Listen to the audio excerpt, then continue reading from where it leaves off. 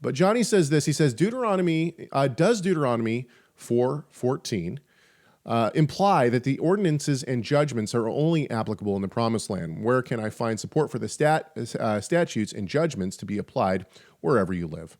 And this is the quote of Deuteronomy 4:14, which he places for us. He says, the Lord commanded me at that time to teach you statutes and judgments that you might perform them in the land where you are going to possess it. This question has a lot wrapped into it. And the reason why is because ultimately this gets back to the idea of whether or not we are to keep the commandments in the diaspora.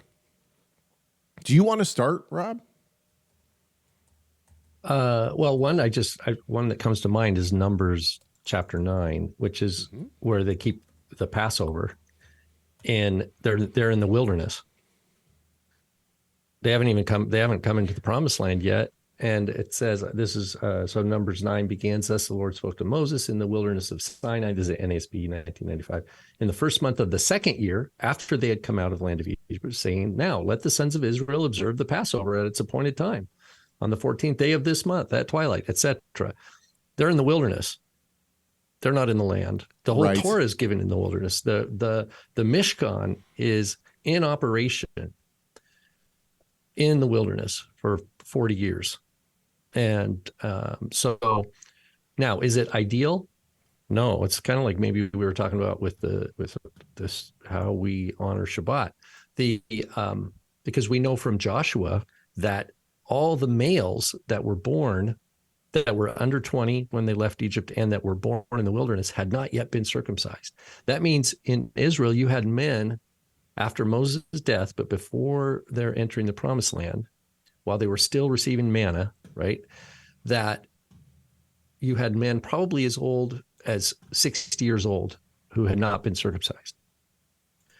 And then Joshua circumcises them all, and then they keep the Passover. So the question is like, well, what is going on? And we're just not told. There's a lot of stuff that we're just not told about Israel in the wilderness, except for that it was a time of rebellion. We know from Daniel, now that fast forward, and of course, that's after the destruction of Solomon's temple, and Israel is now in Mesopotamia. And Daniel prays 3 times a day towards Jerusalem.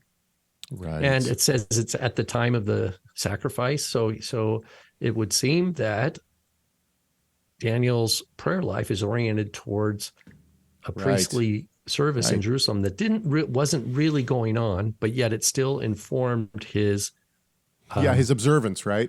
Yeah, and it informed his life in like daily remembrance.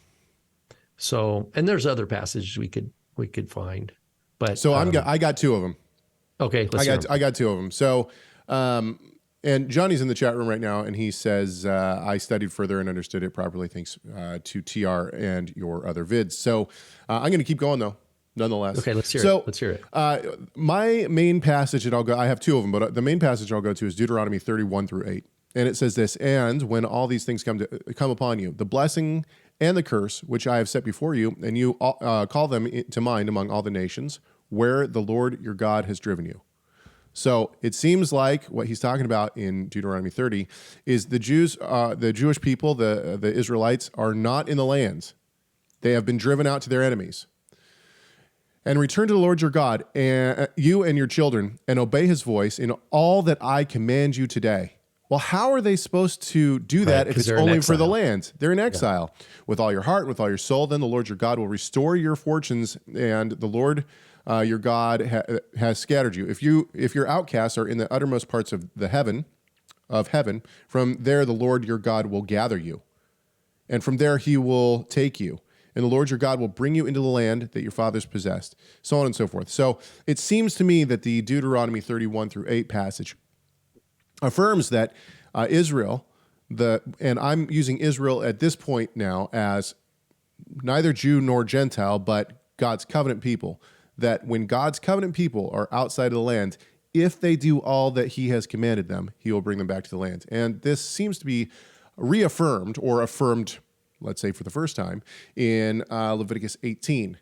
This is what it says. It says, "And the Lord spoke to Moses, saying, Speak to the people of Israel, and say to them, I am the Lord your God. You shall not do as they do in the land of Egypt, where you lived.